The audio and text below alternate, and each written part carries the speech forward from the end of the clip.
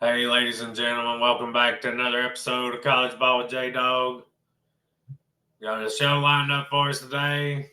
I'm back like I never left, y'all. It's a late one. It's been a rough day with the baby, work, everything else. But I'm recording and I'm watching the Boise State South Florida game on my phone while we do this. South Florida is up 17-7. I picked them to cover the spread. I almost picked them to win, but I chickened out. Got a few things I want to go over today. Vols got some big news. I'm going to cover the big matchups for Saturday. The Sunday games, I'll do the prediction for those tomorrow. Probably Sunday and Monday games tomorrow. Then Saturday, we're going to take a day off, watch football all day. Sunday, we'll do a recap show for the week. Get ready for the Sunday games and the Monday games. Appreciate y'all tuning in. Make sure you do that YouTube stuff for me. Hit that like button. Get in the comment section. Subscribe to the channel, please. Hit that bell. Go up, hit all. Help you get my videos. I'm at 47. I was trying to get to 100 for week one. Failed miserably, but it's all good. I appreciate y'all watching. I like making these videos. Hopefully y'all enjoy watching them. So first things first. Clap it up for the Vols, y'all. We officially flipped the number one wide receiver in the country, Tristan Cuse, from LSU. There's been ramblings for months now. I think our Adidas deal pushed it over the edge where he already has a NIL deal with Adidas while he's in high school. LSU's a Nike school. We went to Adidas. He's got chances to be in national ads. He's got chances to get even more NIL money from Adidas already. Huge news for the Vols. We missed out on Savion Hodder. Got the number one wide receiver in the country. We got the number one quarterback in the country, number one wide receiver in the country. Got a five-star offensive tackle. Life's looking good right now for the Vols. And five-star athlete, Moa. So the Vols are locking in, y'all. We got 4 or 5 stars committed according to where you look. Huge day for us. Right before Saturday for the orange on orange crime. Also, Rick Barnes got a lifetime contract today from Danny White. I'm sure he appreciates that. I think Barnes probably has a few years left in the tank. Not probably 2 to 3 if I had to guess. He's getting up there in age. I love Rick Barnes. I'm glad for everything he's done for us. But everybody has to retire at some point. That's enough about the Vols. Let's get into this weekend slate, y'all. Psych, I lied. That's not enough about the Vols. Let's go over Syracuse, Tennessee, y'all. Tennessee favored 13.5. The over-under is 50.5. The ESPN FPI gives us a 88.6% chance to win this game. Both teams are breaking in new quarterbacks. So it's really a lot of unknowns in this game. The one thing that's really not unknown in this game is that Tennessee's going to have a great defense. At least a great secondary. I think the front seven will be good too. But the secondary replaces only one guy, and their depth is insane there. I think Angeli, we had a chance to get Angeli. We passed on him. Syracuse ended up with him. We took Aguilar instead, so both teams got their quarterback they wanted, I would assume. I'm sure Syracuse went after a couple other guys just like we did. We picked Aguilar. They picked Angeli. I just think the Vols are more talented at probably every position on the field, which don't mean you're going to win the game. I think we got the better coach. Not saying Fran Brown's not a good coach, because Fran Brown is a good coach. Hell, he won 10 games with Syracuse last year. I just think very highly of Heupel. I think we got the better athletes, better players at most positions. I think the Vols win this game and cover with Aguilar throwing for about 250, probably about 25 throws, and we're going to pound the rock as well. Play defense. I think Syracuse scores maybe like 14 to 17 points, and we score 30 31 to 38 range. So I'm taking the Vols here. Of course I am. Almost everybody is, though, so it's not just me and my orange colored glasses. I just think we got too much for Syracuse. Could they make it a game? Absolutely. I just don't see them being able to beat us, so I'm taking the Vols, and I'm taking us to cover. Up next, we got the Florida State Criminals. Just kidding, the Seminoles against Alabama Roll Tide. The Tide are favored by 13.5. The over-under is 50.5. Same as Tennessee game.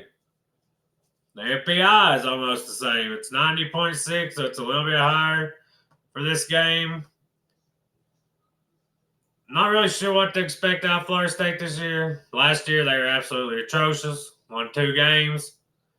Mind-blowing for a team like Florida State that went 13-1 the year before.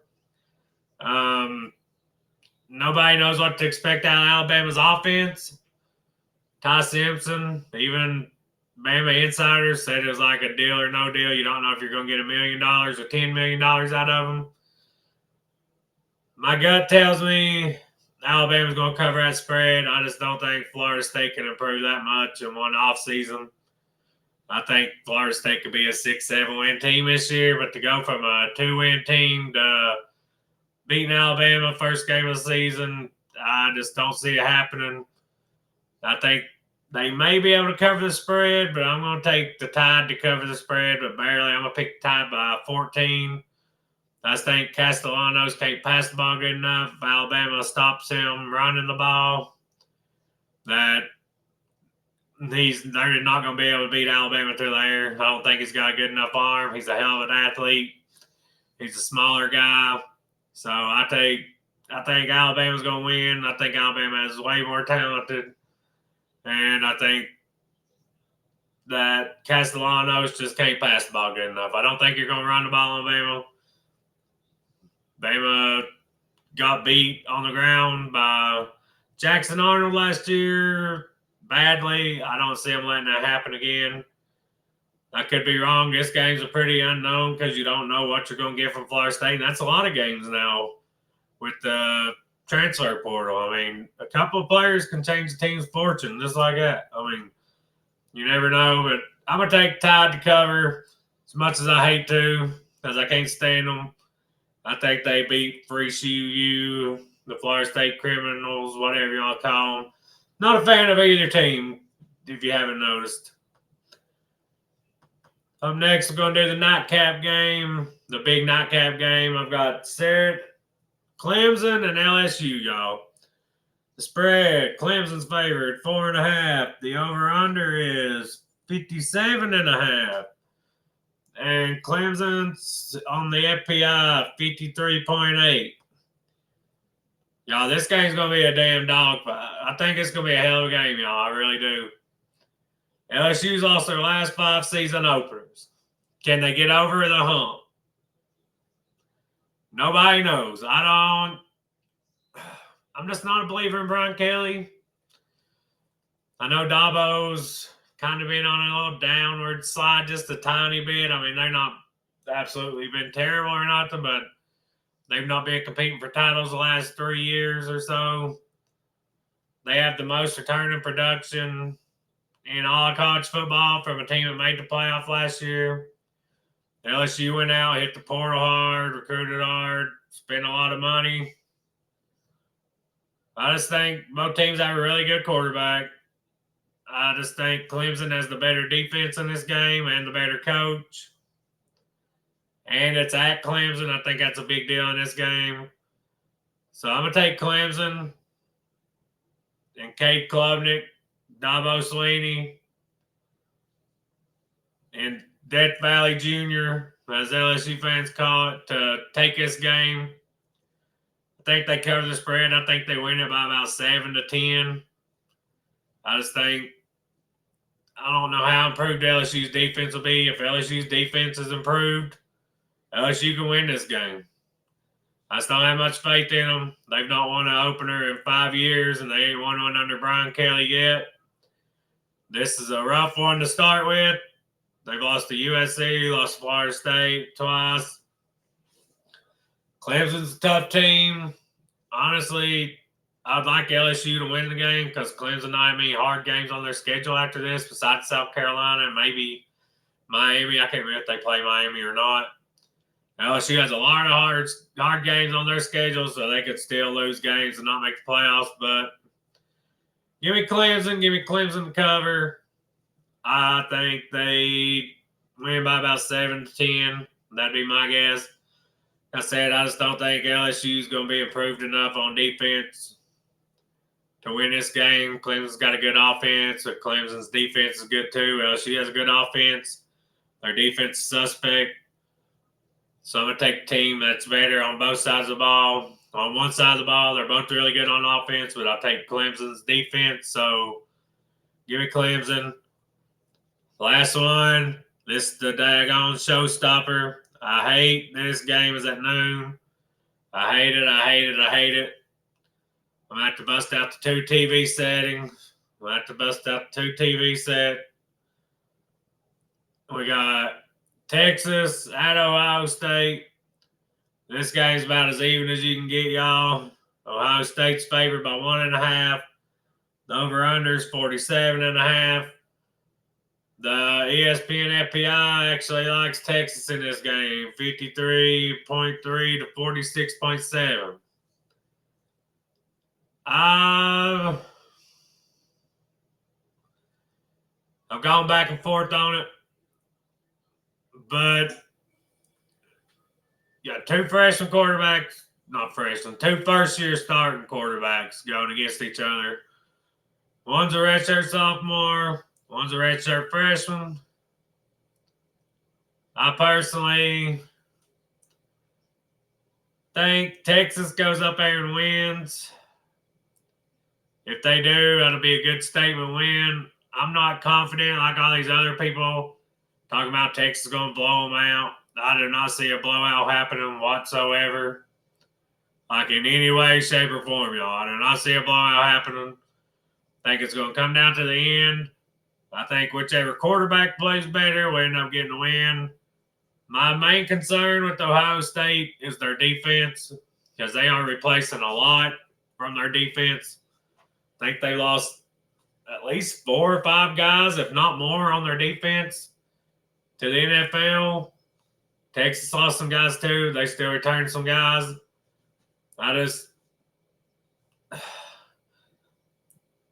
I keep trying to talk myself into Ohio State, but I can't do it. I don't like either team. I'm just going to say Arch outplays Julian Sayin, and that's the difference in the game. I think Texas doubles Jeremiah Smith for most of the game, makes Carnell Tate and the other Ohio State receivers beat them. So give me Texas. Obviously, they're going to cover because they're underdogs. I'd take Texas money line. That's a little more money than taking the spread. That's really the one I'm probably least confident in because I just know how much talent Ohio State still has. I know that might be inexperienced, but it's still there. I mean, they're a top 2 or 3 team recruiting every year. I mean, that's simple. I've got one best bet I want to give you. If you're just going to place one bet this weekend, Iowa State and South Dakota, the spread's only 15.5. I think Iowa State covers that easily. I think they cover it by like 21 to 28. And they literally just beat Kansas State, and now they're only favored by 15.5 over South Dakota. Makes no sense to me. Maybe Vegas knows something I don't. But if I am a betting man, I don't bet that much, but I do put a few dollars on stuff here and there. That'll be one I pick is Iowa State, 15.5. I think they cover it easily. And the Sunday games, y'all, we got Virginia Tech and South Carolina at 3. Then you got Notre Dame, Miami at I think 7 or 8. So 2 big games on Sunday too, y'all. We'll make sure we cover those. I just wanted to get y'all an episode out today. It's been hard to get in there to do it between work and a fussy baby, so I appreciate y'all tuning in. Sorry this episode's kind of on the shorter side. Trying to get it in for y'all. I appreciate you tuning in. If you haven't already, do that YouTube stuff for me. Hit that like button, share, subscribe. Get in the comment section. Tell me how stupid you think my picks are. If you agree with my picks, tell me which ones you agree with, which ones you don't. Appreciate y'all tuning in. God bless you. And as always, go Vols.